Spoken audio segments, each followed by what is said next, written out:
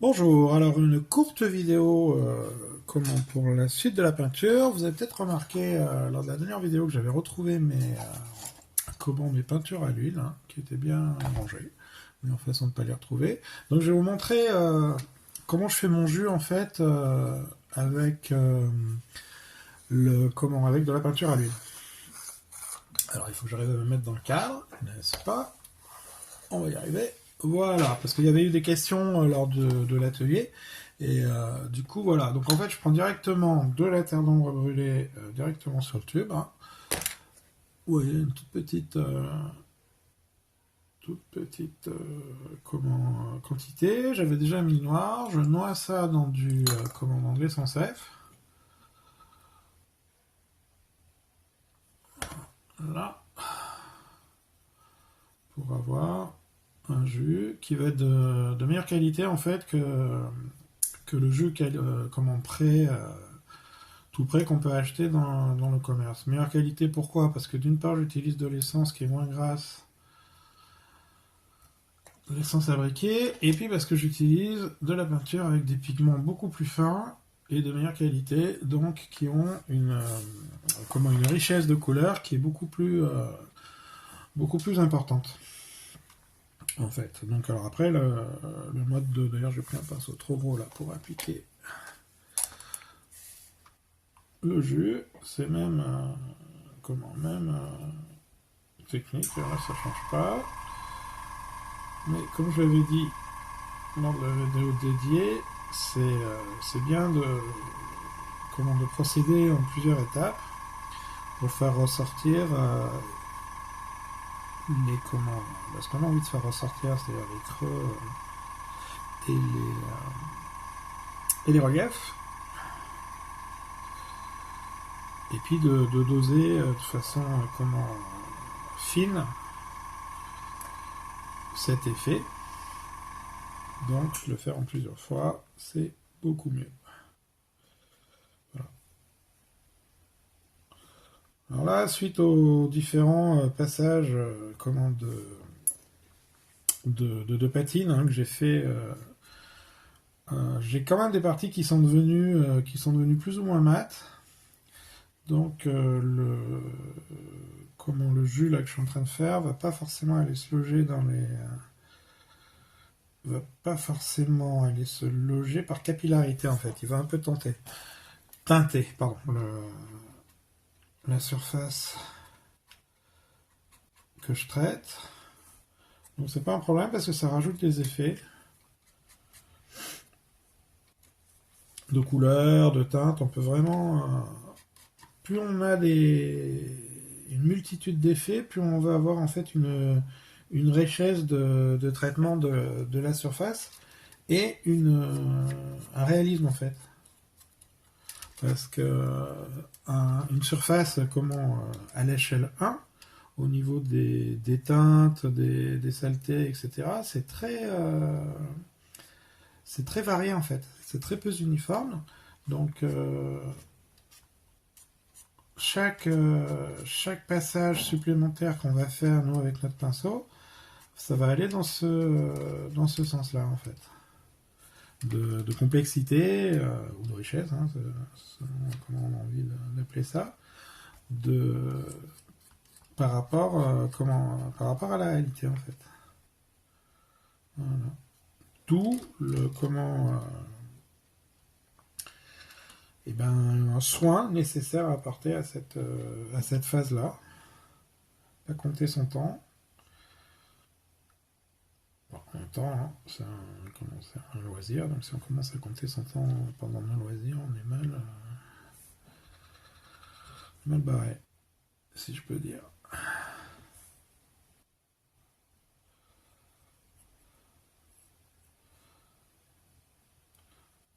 Le travail au pinceau, comme ça aussi, ça permet de faire un peu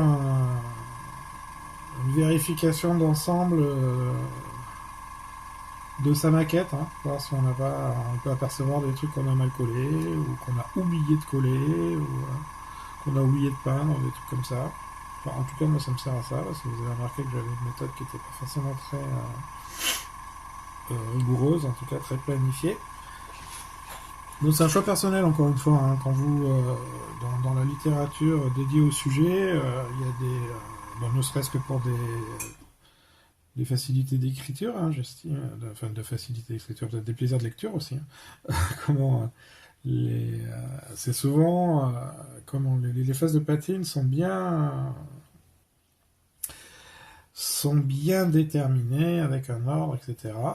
Et c'est vrai que quand on commence, ça peut suivre un ordre, ça aide en fait.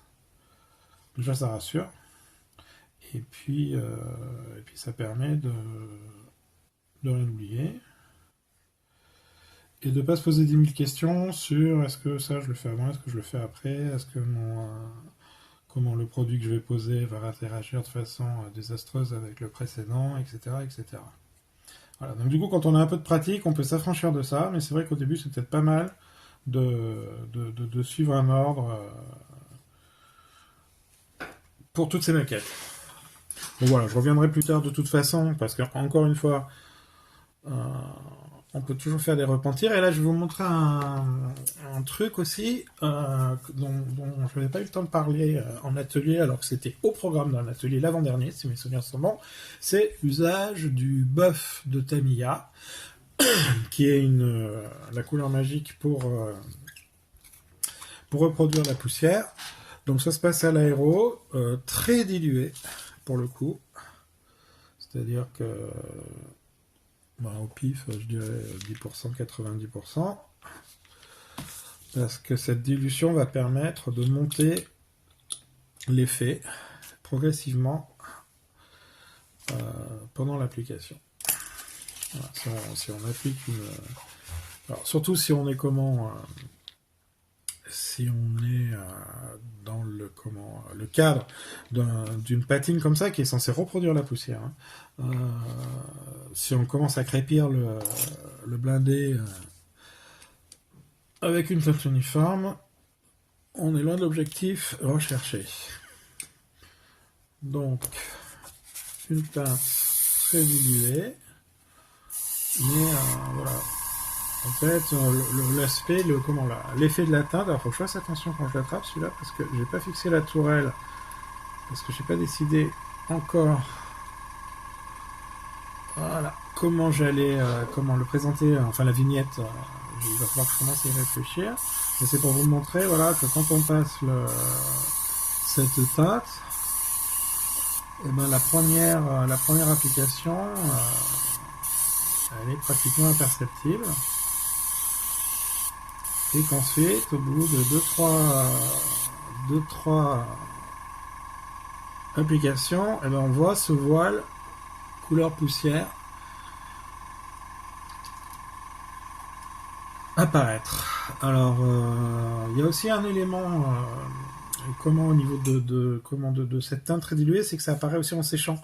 Quand on l'applique, la première application, elle est mouillée, hein, on voit pas grand-chose. Dès que ça sèche, c'est plus probant. Donc du coup, il faut faire attention. Faut le faire lentement.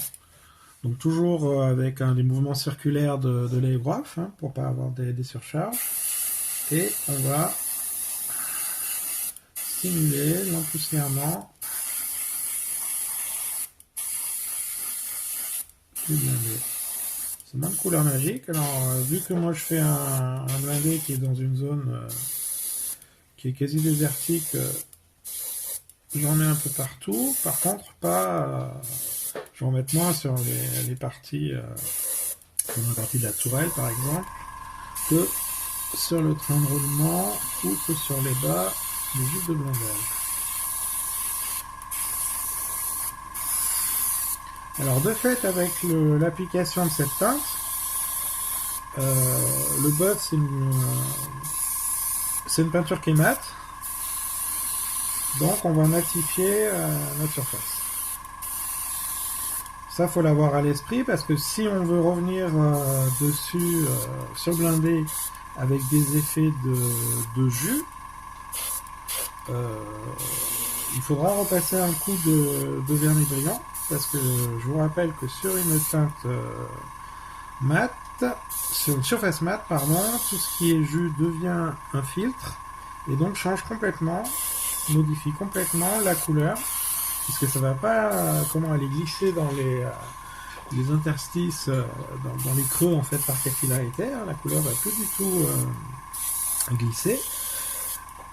Elle va agir comme un filtre en photo, hein, c'est-à-dire une pellicule de couleur qui va se déposer sur l'ensemble de la surface. Voilà, donc toujours selon le goût de chacun, hein, les effets. Là, je vais faire des effets en me mettant de façon plus proche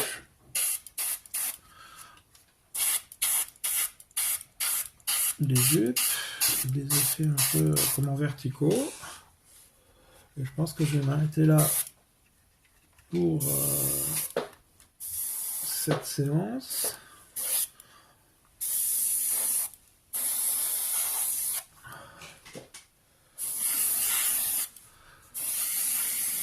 Voilà, quitte à revenir dessus plus tard. Voilà, donc vous voyez que on commence à avoir une variété de couleurs, de teintes, une profondeur en fait de couleurs, plus exactement, qui est nettement plus notable que quand on a commencé la patine. C'est l'objectif de la patine. Donc maintenant, ce que je vais faire, c'est que je vais passer un coup de vernis mat sur l'ensemble du modèle, pour que lors de la prochaine vidéo, je vous montre comment on peut se servir d'autres éléments, d'autres outils, que sont les crayons de couleur, hein, les crayons aquarellables, les pigments, etc. Donc là, c'est des outils qu'on utilise sur une surface mate. Voilà, et bien à plus tard.